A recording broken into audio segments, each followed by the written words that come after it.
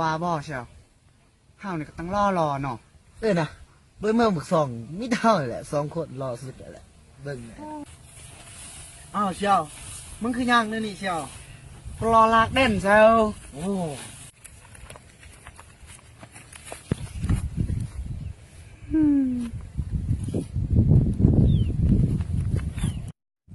มึงเชื่อบ่เชียวพระเจ้าซาวาอยู่ในนี่มีพญานาคตัวง่ายหนึ่งโอ้ยมึงสิมีบ่หมอนี่โอ้กูบ่เชื่อดอกเว้ยบ่เชื่อบ่มึงหาเบิ่งกูสิลงไปบอกกับพญานาคมึงเบิ่งมึงหาเบิ่งกูเด้อ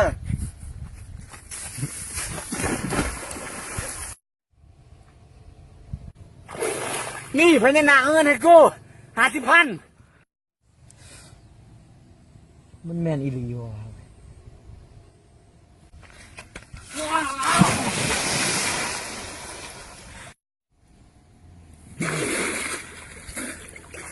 ไปจะได้เชียวโอ้ยทำพญานาคมันบอกให้เฮาเอาเงินปันกันแล้วบ่มีเงินน้อยเงินนี่บ่โอ้ยหาความรักความเมตตาหิวว่าเชียว2,500เลยเชียวเบียร์2 แก้วกันมาแข่งทางหนึ่งเลยเชียวจ้า